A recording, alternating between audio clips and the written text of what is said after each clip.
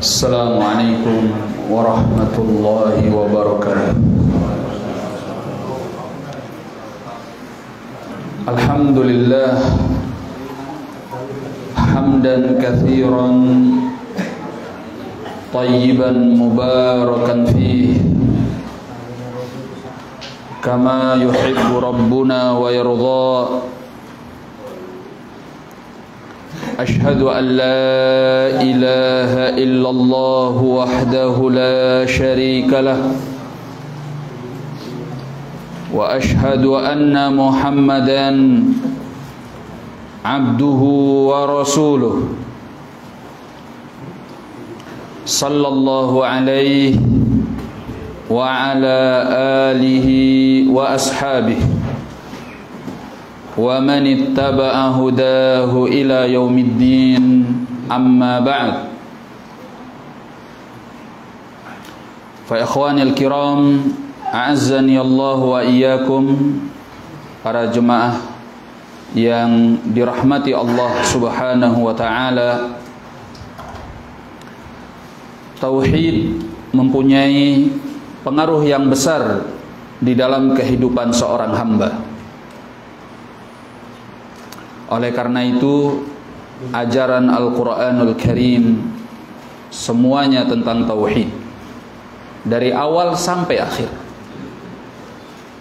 ya, tentang perintah bertauhid, larangan daripada syirik, tentang ganjaran bagi orang-orang yang bertauhid dan hukuman bagi orang-orang yang melakukan syirik, tentang sejarah orang-orang yang terdahulu yang dibahagiakan oleh Allah karena tauhid,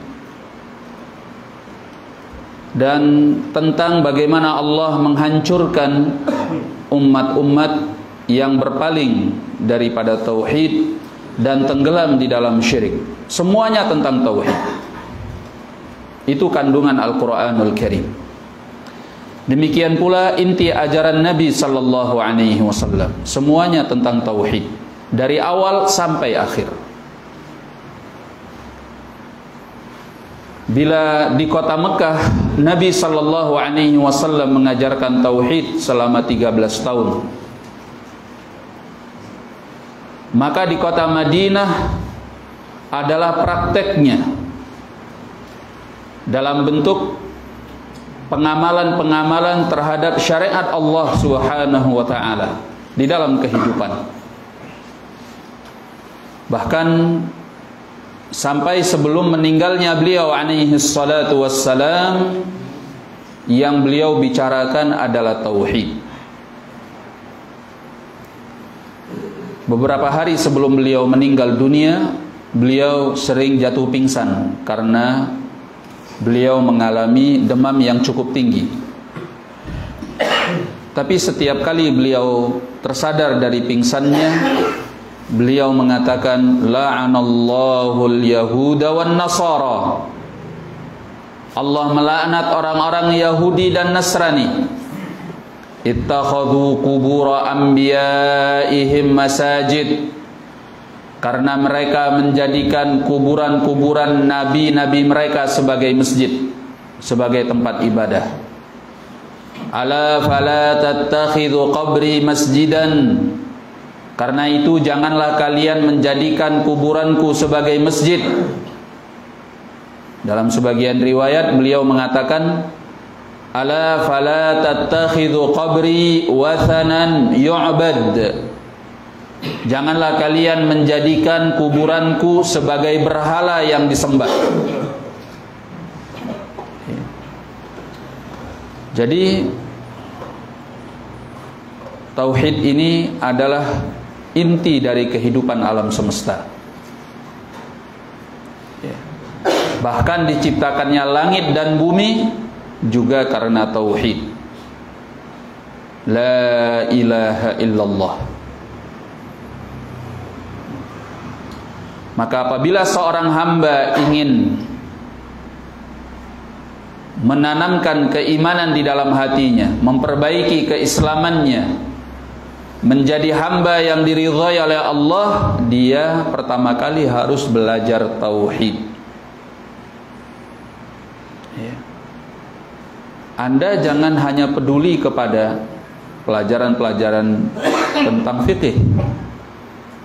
Kalau yang Anda kedepankan tentang pelajaran-pelajaran fikih, tentang muamalah, tentang politik, tentang ini, tentang itu, sementara Anda tidak mendalami tauhid, yang lain itu rasanya hambar.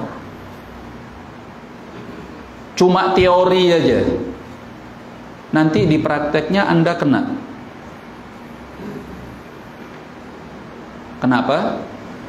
Karena Anda nggak paham tauhid. Karena segala sesuatu itu pondasinya apa? Tauhid. Ya. Inilah salah kaprahnya banyak pondok pesantren, banyak pengajian, banyak pelatihan, training tentang keislaman, tapi hanya menyentuh kulit-kulitnya saja, sesuatu yang bukan fundamental, dalam artian bukan pondasinya.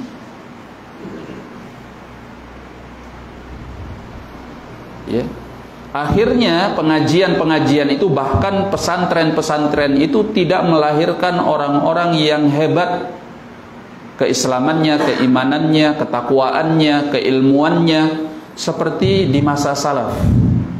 Kenapa? Karena pendidikannya salah kaprah, pengajiannya salah kaprah.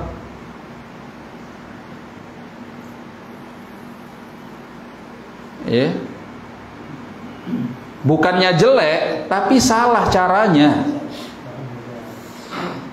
Tidak begitu cara mempelajari dan menanamkan keislaman pada diri seorang hamba. Ya. Makanya tatkala Nabi sallallahu alaihi wasallam mengutus para dai ke berbagai negeri, termasuk ke negeri Yaman, beliau mengutus 3 orang sahabat, di antaranya Mu'adz bin Jabal, kemudian Ali bin Abi Thalib, dan juga Abu Musa al-Ash'ari radhiyallahu anhum. Apa pesan beliau? Datang dalam riwayat Ibn Abbas di dalam Sahih Al-Bukhari dan Muslim, Nabi sallallahu alaihi wasallam mengatakan kepada Mu'adz, "Innaka sata'ti qauman min ahlil kitab." Sungguhnya engkau akan mendatangi suatu kaum dari kalangan ahlul kitab. Ya. Sebagiannya Yahudi, sebagiannya Nasrani. Ya. Itu yang ada di negeri Yaman di masa lampau sebelum Islam. Maka kemudian kata Nabi, "Falyakun awwala ma tad'uuhum ilaih syahadatu an la ilaha illallah." Hendaklah yang pertama engkau dakwahkan kepada mereka yaitu syahadat la ilaha illallah. Dalam sebagian riwayat Al-Bukhari dengan lafaz ila ayyuhidullah. Pertama yang kau ajarkan kepada mereka itu agar mereka mentauhidkan Allah. Ya. Jadi yang pertama kali harus ditanamkan tauhid. Antum yang baru ngaji, antum yang baru hijrah, antum yang baru kenal sunnah, ya, kalau ingin memperbaiki diri, hijrahnya menjadi lebih baik, ya, baru kenal sunnah, ingin menjadi sunni yang baik, maka yang harus pertama kali antum pelajari tauhid, perkara akidah. Bukan sibuk daurah sana daurah sini tentang fikih, tentang muamalah, tentang akhlak. Ya, itu nggak jelek, tapi antum salah belajarnya, salah cara ngajinya. Ya. Maka nggak heran kalau dari yang hijrah-hijrah itu tadi balik lagi seperti semula. Ada yang joget-joget lagi.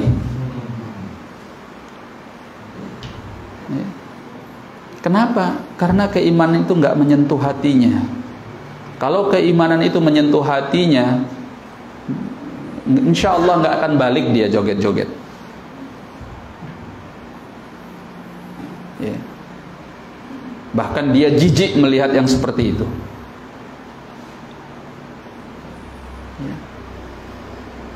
Gak usahkan yang baru hijrah, kita pun yang dah lama-lama ini, kalau tauhidnya bagus, belajarnya benar, maka kita terhindar dari yang namanya futur, patah semangat.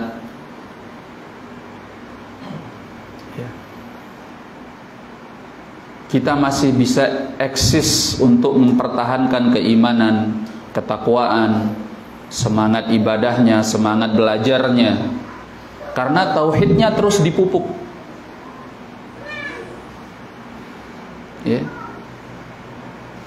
Tapi kalau enggak, ya coba kita lihat ikhwan-ikhwan senior kita, kemana mereka? Wallahu a'lam. Karena mungkin dulu belajarnya enggak benar, ngajinya enggak benar.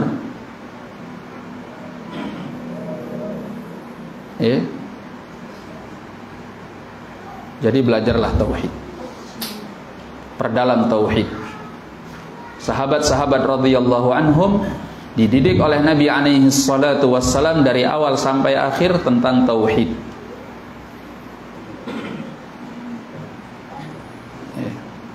Karena itu yang bisa mempertahankan kita di dalam keimanan, di dalam ketakwaan, dan hidup kita pun akan menjadi lebih baik. Nah, ikhwani ma'asyiral muslimin rahimani wa rahimakumullah, di antara pengaruh tauhid di dalam kehidupan, bahwa tauhid itu melapangkan hati, menenangkan jiwa, menenteramkan batin, sebagaimana yang Allah katakan di dalam surat Az-Zumar ayat ke-22, afaman syarahallahu sadrahu lil Islam, bukankah orang yang Allah lapangkan dadanya untuk Islam, fahuwa ala nurin minallah, maka dia berada di atas cahaya Allah. Allah lapangkan dadanya karena hidupnya di dalam cahaya Allah subhanahu wa ta'ala. Sebab Islam itu mengajarkan kepadanya tauhid.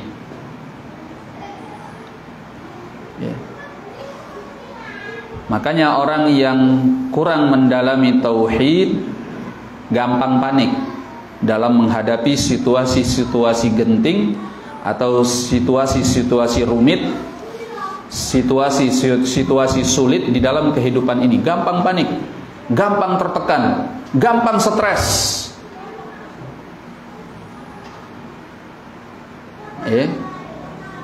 Karena hatinya tidak ditenangkan dengan kekokohan iman dan tauhid. Padahal di dalam hidup ini banyak masalah yang akan kita hadapi, karena hidup tidak pernah mudah. Nggak ada orang yang mudah hidupnya. Mau dia orang kaya, dia orang miskin, pejabat, tukang beca, tukang bakso, gubernur, siapapun, nggak ada yang akan mudah hidupnya. Karena Allah sudah mengatakan di dalam surat Al-Balad, walaqad khalaqnal insana fi kabad, kami ciptakan manusia itu berada di dalam kesulitan. Sudah begitu diciptakan oleh Allah, kita nggak akan bisa melawannya. Kita melihat hidup orang lain kok mudah, kok gampang, kok enak, kok senang, karena kita ngelihat dari jauh. Kita kan nggak pernah tahu apa masalah dia, apa yang dia hadapi.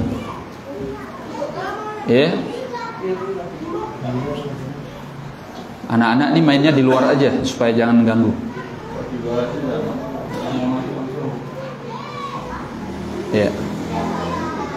Padahal kalau kita tanya kepada mereka masing-masing, Ya, dan mereka mau menjawabnya secara jujur. Banyak di antara mereka itu yang nangis darah karena masalahnya masing-masing, yang stres, yang tertekan. Padahal dia nggak kurang apa-apa. Dari sisi dunianya harta punya, ketenaran punya, kemana-mana dielu-elukan. Nggak tahu-taunya kita dikejutkan berita dia mati bunuh diri di kamar hotelnya. Ada nggak yang kejadian begitu? Ya, bukan 1-2. Karena hidup ini nggak pernah mudah. Kenapa orang yang Allah kucuri dengan dunia, ya, tetapi kemudian berakhir tragis seperti itu? Karena dia tidak punya penangkalnya di dalam hidup. Nggak ada keimanan yang menenangkan jiwanya, tidak ada tauhid yang menenteramkan hatinya. Ya. Oleh karena itulah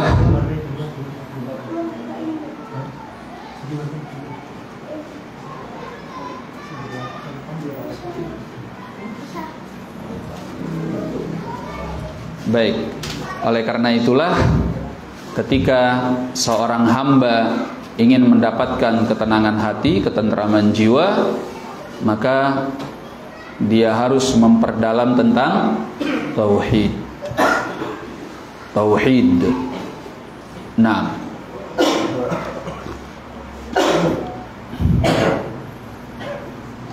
dan Nabi sallallahu alaihi wasallam dengan segala kesahajaan, keterbatasan hidupnya, beliau adalah manusia yang dibahagiakan oleh Allah karena hatinya tenang dan tentram.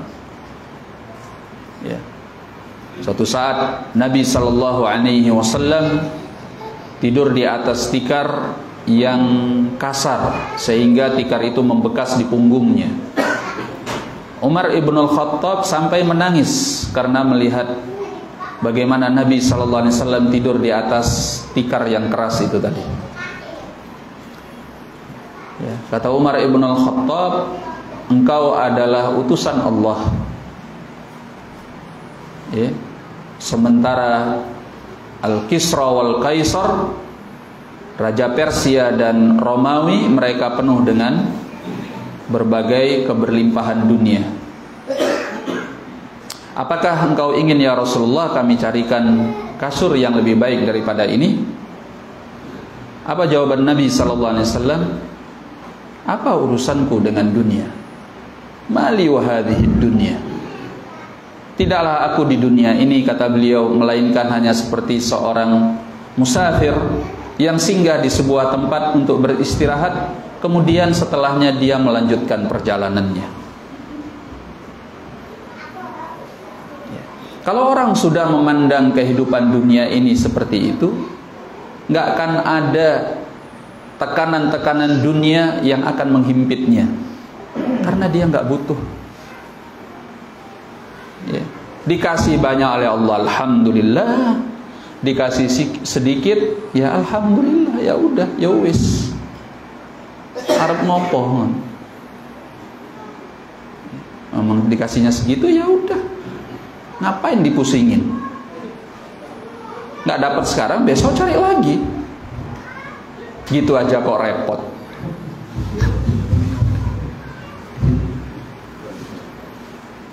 Orang yang bisa, ya ini kan ngomongnya enak ya. Ini Ustaz kok ngomongnya enak banget gitu ya. Memang ngomongnya enak. Ya. Tapi di realita kenyataannya ketika dijalani, nah disitulah kita penting tentang mempertebal tauhid, keyakinan kepada Allah. Ya.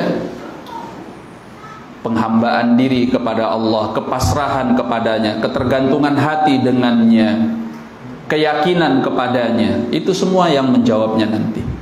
Baru kita bisa tidak hanya sekedar berucap, tetapi mengamalkannya di dalam kehidupan. Ya, kita masih bisa tertawa dalam keadaan kita punya masalah yang sangat pelik.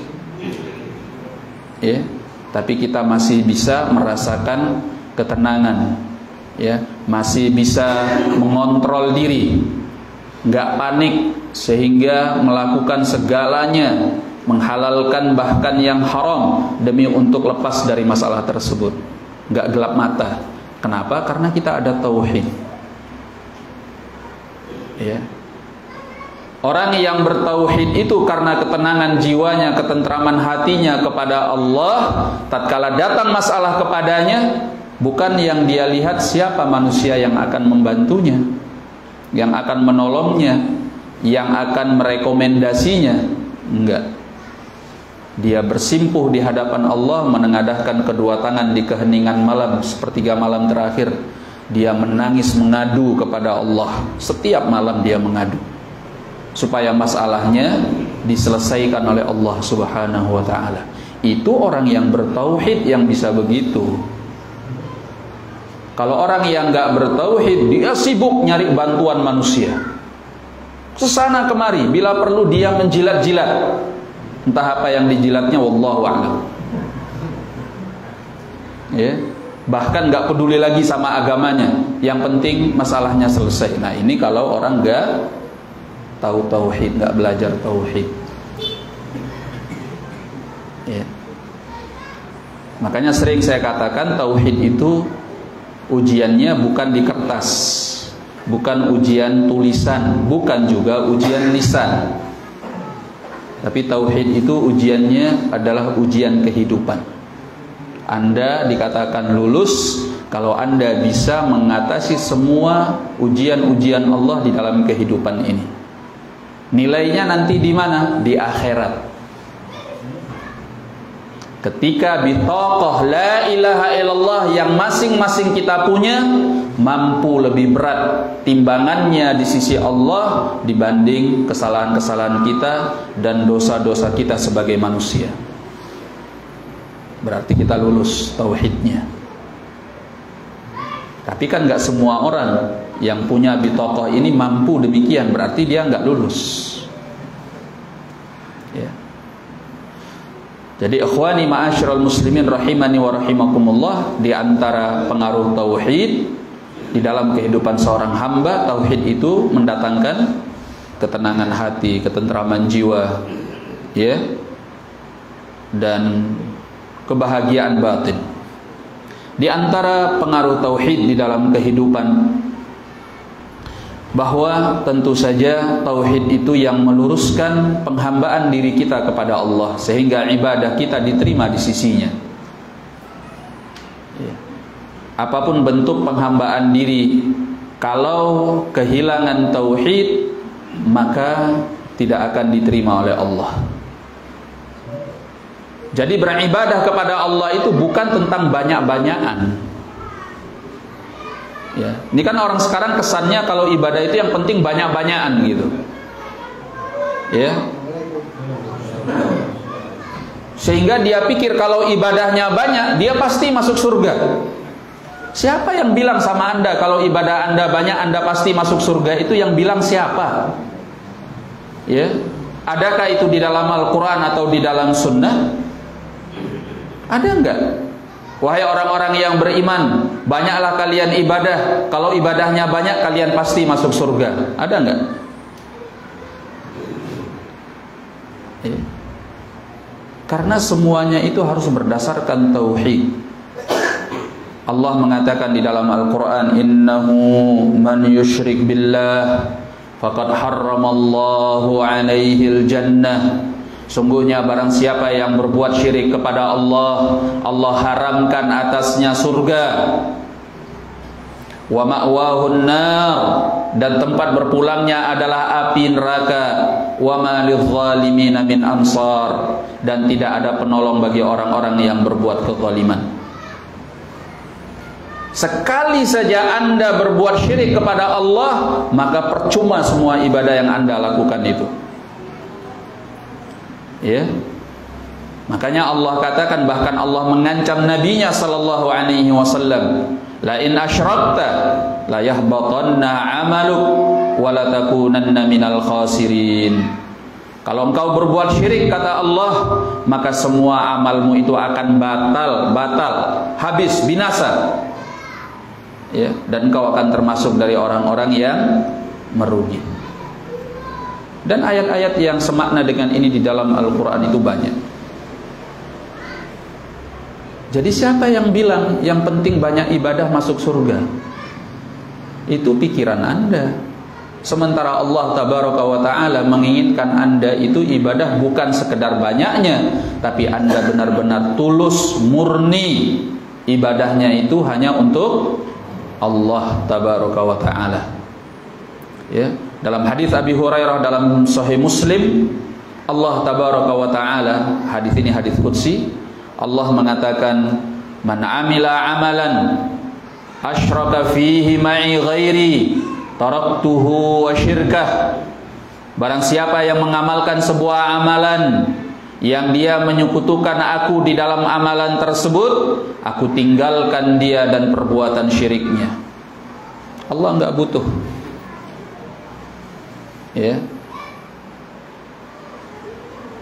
Dan di dalam sunnah Nabi Sallallahu Alaihi Wasallam ada orang-orang yang amalnya enggak seberapa, amalnya kecil mungkin dalam pandangan manusia, tapi dia masuk surga karena amalan itu. Ada enggak? Ada. Di dalam Sahih Muslim juga dari hadis Abi Hurairah radhiyallahu anhu, Nabi menyebutkan tentang seseorang yang masuk surga. Ya, kenapa dia masuk surga? Li'annahu yumitul adza an tariqil mu'minin atau an tariqil muslimin. Dia masuk surga itu karena dia menyingkirkan gangguan dari jalannya kaum muslimin. Antum bisa nggak menyingkirkan gangguan? Ada duri gitu antum singkirkan dari jalan. Bisa? Antum masuk surga?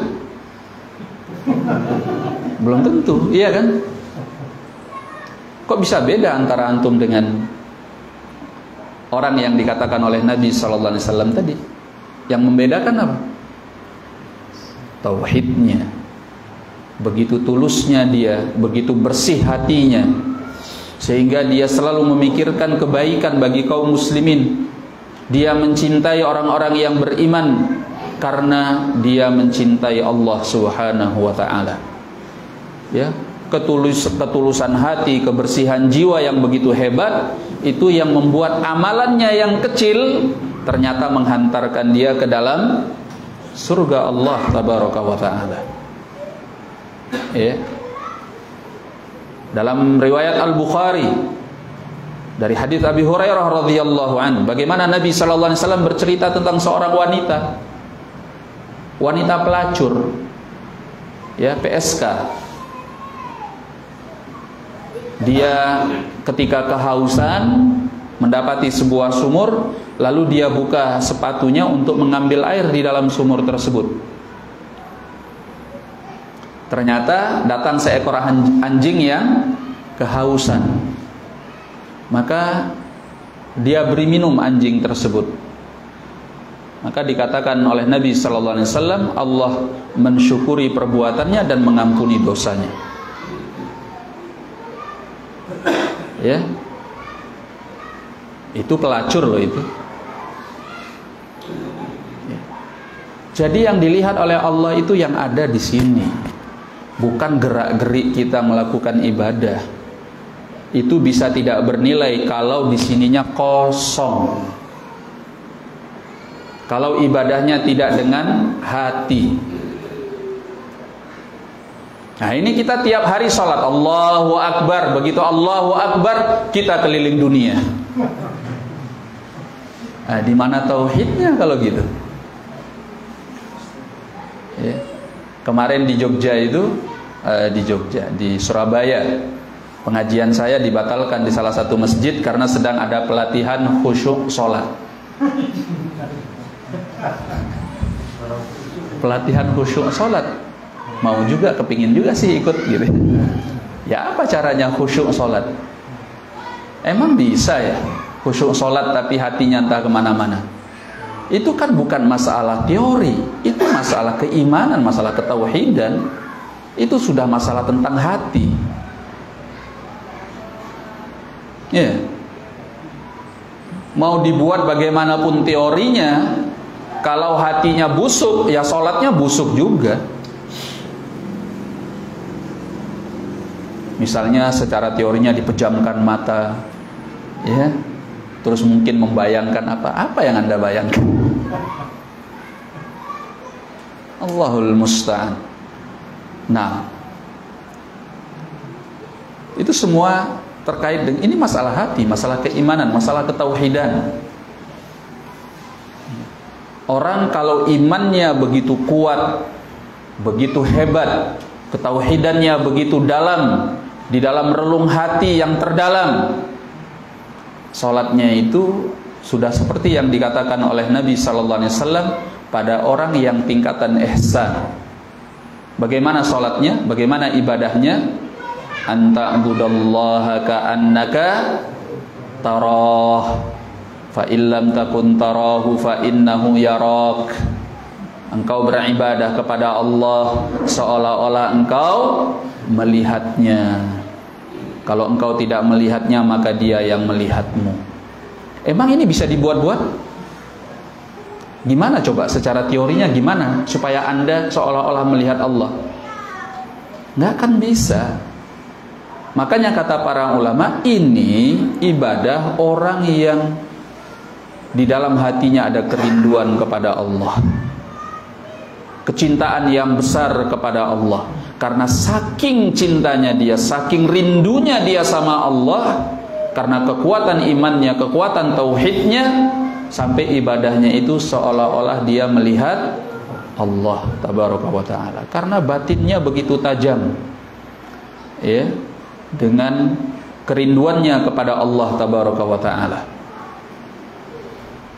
Nah, sehingga ikhwani ma'asyiral muslimin rahimani wa rahimakumullah, ya, tauhid ini yang akan meluruskan ibadah kita. Ya. Jangan sampai kita ibadah tapi dosa. Nah, bisa nggak kita ibadah tapi dosa? Bisa nggak? Antum ibadah tapi dosa? Bisa. Terus ngapain antum ibadah? Kalau ibadah terus dosa, ngapain antum ibadah? Hah? Lah ibadahnya dosa katanya. Lah terus ngapain ibadah? Ya, akhirnya kan pertanyaannya begitu, ya enggak? Ya ibadah aja Ustaz. Ya ngapain gitu. Makanya harus belajar tauhid. Kembali lagi, itu yang akan meluruskan. Kalau ada orang berzina, dosa. Ada orang minum khamr, dosa. Ada orang mencuri, dosa. Ada orang berbuat maksiat, dosa. Itu wajar. Toh dia maksiat, iya kan? Lah ini loh, ada orang ibadah dosa. Ini kan, ya bahasa kerennya goblok gitu. Iya enggak? Kalau dia maksiat dosa itu wajar. Tapi kalau ada orang ibadah dosa, itu namanya goblok. Ya goblok, nggak ngerti tauhid dia.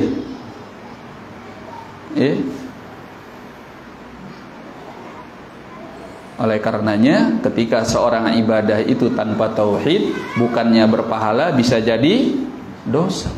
Karena misalnya dia melakukannya dengan apa? Dengan riya. Emang dia pahala? Pahalanya enggak, riyanya dosa.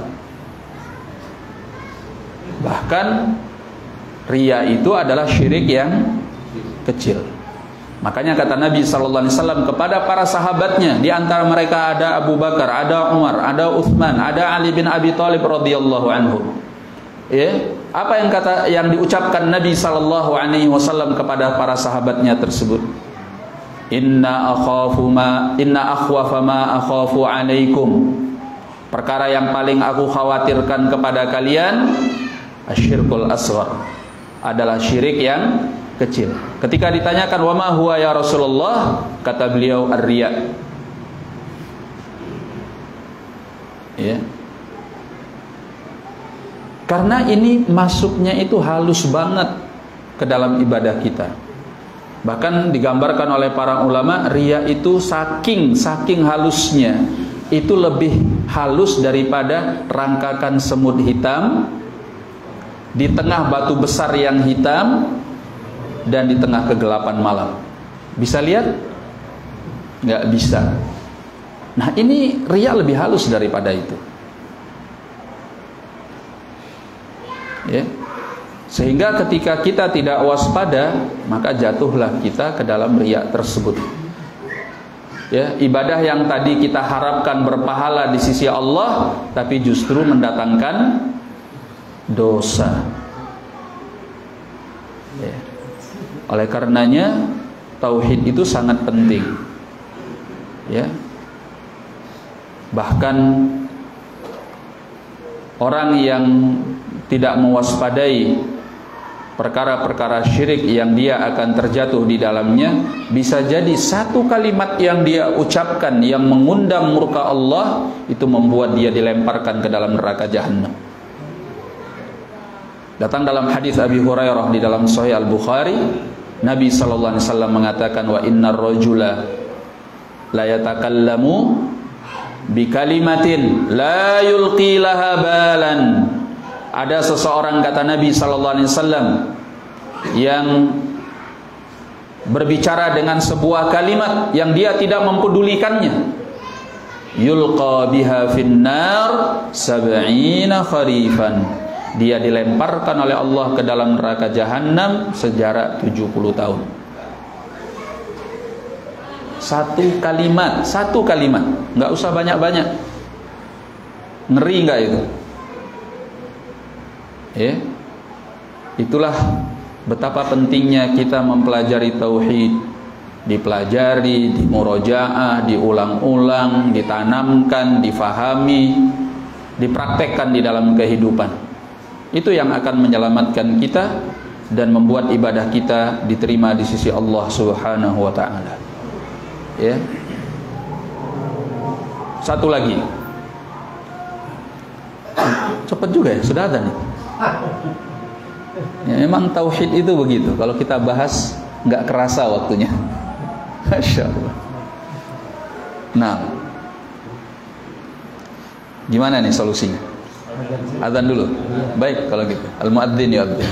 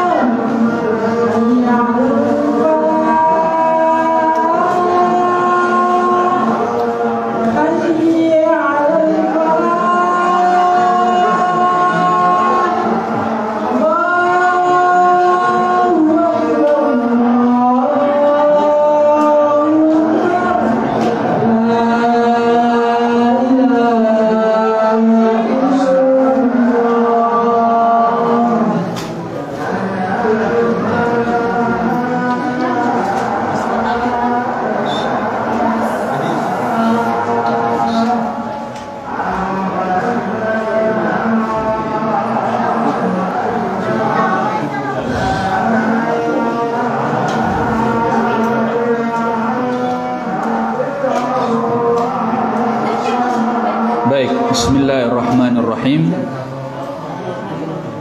Kita lanjutkan sedikit sebelum sholat. Ayo anak-anak keluar dulu. Nanti udah mau sholat baru masuk, biar nggak bikin ribut.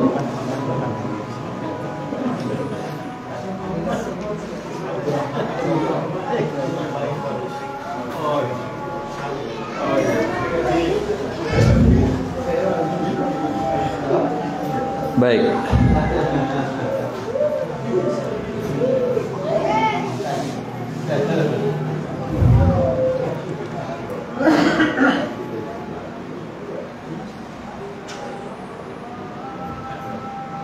Yang tadi ingin saya sampaikan adalah bahwasanya ketika hati itu tidak dipenuhi dengan tauhid secara benar, walaupun sepanjang hidup kita beramal dengan amalan saleh, jangan sampai di penghujung hayat kita ditutup oleh Allah dengan su'ul khatimah. Na'udzubillahi min dzalik. Datang di dalam Sahih Al-Bukhari dari hadis Sahal bin Sa'ad As-Sa'idi radhiyallahu anhu tentang peristiwa yang terjadi di masa Nabi sallallahu alaihi wasallam mengenai seseorang yang berjuang di jalan Allah dengan gagah berani, bertempur dengan hebat melawan orang-orang kafir, sampai para sahabat berdecak kagum dan mengatakan tentang orang ini sebagai ahlul jannah. Hadzal rajul min ahlil jannah. Kata sahabat-sahabat bahwa orang ini termasuk dari penduduk surga. Yang bilang begitu adalah sahabat. Berarti kan sahabat saja terkesima dengan orang ini. Masya Allah, luar biasa sekali jihadnya. Nggak kenal takut, maju menerobos barisan musuh, menebas leher orang-orang kafir. Hebat banget. Ya, kalau sahabat saja terkesima, apalagi kita gitu. Tapi Nabi SAW menyanggah anggapan para sahabat tersebut. Beliau mengatakan, la bal huwa min ahlin nar. Kata Nabi, enggak. Akan tetapi orang tersebut penduduk api neraka. Coba antum bayangkan orang yang sedang gagah berani, ya, menerobos barisan musuh, menebas leher orang-orang kafir, tapi penduduk api neraka. Kurang ngeri apa gitu loh. Apa yang kehilangan pada orang ini? Amalnya ini kan amal penduduk surga. Jihad itu kan puncak daripada keislaman. Dzirwatu sanamil Islam, kata Nabi sallallahu alaihi wasallam dalam hadis Muadz bin Jabal. Puncak daripada keislaman. Ya. Tapi kata Nabi sallallahu alaihi wasallam tentang orang ini, dia penduduk api neraka. Ya. Sehingga ada sebagian sahabat kemudian coba mengikuti orang ini. Kira-kira nasibnya nanti seperti apa? Nah, di dalam pertempuran itu ternyata dia terluka parah. Akhirnya dia terluka parah. Nah, di tengah-tengah terluka parah itulah diuji. Ini orang bener nggak keimanannya, bener nggak tauhidnya, bener nggak dia berjuang karena Allah. Ya, ternyata kekuatan imannya nggak segitu. Kekuatan tauhidnya nggak betul-betul hebat. Nah, inilah yang kemudian, ya, kejelekan imannya, ketauhidannya yang kurang mendorong dia untuk mengayunkan pedangnya. Dia nggak sabar dengan luka parahnya, dia ayunkan pedangnya, dia tusuk badannya sendiri sampai tembus. Dia mati dalam keadaan apa? Bunuh diri. Ya, berarti yang benar penilaian siapa di sini? Rasulullah sallallahu alaihi wasallam, karena beliau dengan wahyu. Ya. Maka sahabat yang menyaksikan ini langsung berlari menemui Nabi sallallahu alaihi wasallam dan mengatakan, shadaqa Rasulullah sallallahu alaihi wasallam. Telah benar Rasulullah sallallahu alaihi wasallam. Kemudian beliau kisahkan kepada Nabi alaihi salatu wassalam apa yang disaksikannya. Maka Nabi memperingatkan kepada para sahabatnya. Kata beliau alaihi salatu wassalam, wa innar rajula la ya'malu bi'amali ahlil jannah seseorang itu bisa jadi beramal dengan amalan penduduk surga. Ya, fima yabdulin nas, dalam penglihatan manusia. Orang-orang memandang dia sedang beramal dengan amalan penduduk surga. Wa huwa min ahlin nar, padahal hakikatnya dia termasuk penduduk api neraka. Apanya yang rusak? Hatinya, akidahnya, tauhidnya. Ya, maka kata Imam Ibnu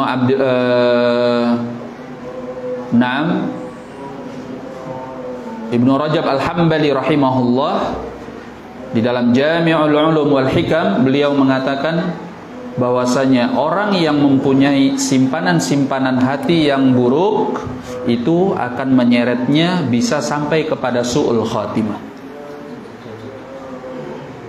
Nih, kalau nggak dibenerin tauhidnya, nggak dibenerin ketulusan, keikhlasan hatinya, jangan sampai kita ngaji, ya, kita berdakwah, kita mengamalkan sunnah, kita beribadah kepada Allah, nggak taunya ujung-ujungnya su'ul khatimah. Na'udzubillah. Kenapa? Nih, tauhidnya nggak benar. Hati ini penuh dengan kotoran-kotoran yang sebenarnya perlu dibersihkan dengan tauhid. Tapi kita nggak pernah belajar, males untuk mempelajari tauhid. Ya, mempelajarinya aja males, bagaimana mau mengamalkannya? Menerapkan tauhid itu kan nggak bisa dengan praduga kita, prasangka kita kira-kira duga-duga gitu kan nggak bisa. Ini kan bukan judi, bukan lotre. Anda nebak-nebak gitu kan nggak bisa. Iya kan? Tauhid ini ilmu yang paling berharga, yang paling mulia di dalam Al-Quran dan Sunnah Rasulullah Sallallahu Alaihi Wasallam. Harus belajar. Ya, baru setelah itu bisa kita menerapkannya. Ya. Makanya sering saya ingatkan, ya ini termasuk peringatan kepada saya juga. Ya, kita belajar lama-lama tapi nggak pernah menyelesaikan tentang pembahasan tauhid. Ngaji 10 tahun, 15 tahun, sekian tahun, ditanya, "Akhi, antum sudah belajar tauhid apa?" Nggak ada, nyengir aja. Nggak ada buku tauhid yang pernah diselesaikannya. Dulu pernah Ustaz, Al-Usulul Tsalatsa, selesai? Enggak. Dulu pernah Ustaz, Kasyfus Syubuhat, selesai? Enggak. Enggak ada yang selesai. Lah teorinya aja antum nggak tahu, ilmunya aja nggak ngerti, bagaimana akan menerapkannya? Dulu nggak ada itu Ustaz, di zaman Nabi pelajaran-pelajaran itu. Ya memang nggak ada. Ya, nggak ada pelajaran Al-Usulul Tsalatsa, Kasyfus Syubuhat, Kitabut Tauhid atau yang lainnya. Memang nggak ada di masa Nabi. Tapi Nabi menjelaskan kandungan-kandungan tauhid itu secara rinci, secara gamblang dari Al-Quran dan Sunnah beliau alaihi salatu wassalam. Kitab-kitab ini dibuat oleh para ulama kan untuk memudahkan. Acuannya juga kembali kepada Al-Quran dan Sunnah Rasulullah Sallallahu Alaihi Wasallam. Ya, ini sama dengan ucapan sebagian orang. Apa mereka itu? Katanya nggak boleh bid'ah. Lah mereka membagi tauhid 3 bahagian. Nggak ada itu dalilnya. Coba ada nggak di dalam Al-Quran tauhid 3 bahagian? Atau di dalam Sunnah ada nggak tauhid 3 bahagian? Tauhidul rububiyah, tauhidul uluhiyah, tauhidul asma wa sifat. Datangkan ayatnya, datangkan hadisnya. Mana? Itu namanya apa? Goblok. Ya. Hah? Ya nggak tahu kalau bahasa Pekalongan sini apa? Rekal itu. Allah Ustaz. Baik. Ya, memang nggak ada di dalam Al-Quran dengan lafadznya seperti itu, memang nggak ada. Itu kan istilah yang dibuat ulama. Tapi inti ajarannya ada, itu kan hasil penelitian ulama. Jadi istilah-istilah itu hanya untuk memudahkan. Anda mau pakai silahkan, nggak mau dipakai silahkan, tapi jangan dilanggar ajarannya, jangan dilanggar ilmunya, itu yang penting. Makanya ulama sendiri ada yang membagi 3, ada yang membagi 2. Karena ini hanya untuk memudahkan, itu nggak penting sebetulnya, hanya sekedar memudahkan. Yang paling penting itu adalah muatannya, kontennya. Ya. Nah, barakallahu fikum. Jadi semoga dengan pembahasan ini kita lebih bersemangat lagi untuk mempelajari tauhid. Sekarang itu nggak ada alasan kok untuk nggak belajar. Ya, nggak ada pengajiannya Ustadz. Kami nggak bisa ngundang ustadznya. Di Pekalongan belum ada ustadz yang bisa ngajarin, misalnya gitu. Pertama, kalau di Pekalongan sampai nggak ada yang bisa ngajarin tentang tauhid, itu menyedihkan sebetulnya. Pekalongan ini kan apa ya, kota santri nggak nih? Ya. Taib. Yang kedua, antum bisa belajar, medianya banyak sekarang. Ada YouTube, iya kan? Kemudian secara visual, secara audio, antum tinggal ketik-ketik, pencet-pencet, mudah keluar. Ya, ustaz-ustaz sunnah itu bagaimana mereka mengajarkan tentang tauhid. Kalau memang belum ada pengajiannya, ya lewat media aja dulu. Ya, yang penting jangan sampai nggak belajar. Ya. Kalau kajian-kajian pertemuan seperti ini kan sekedar untuk kembali mengingatkan kita apa hal-hal yang penting di dalam keislaman dan keimanan kita. Ya, nanti yang seriusnya adalah ya antum full up untuk belajar secara lebih rutin, secara lebih intens, terutama tentang tauhid. Itu dulu aja. Ya, sehingga kita bisa membenarkan keyakinan kita, akidah kita secara lurus. Barakallahu fikum. Baik, saya kira itu dulu pada kesempatan kali ini. Ya. Baik, kalau ada yang mau tanya mungkin 1-2 kita jawab sebelum kita sholat. Ada yang mau bertanya?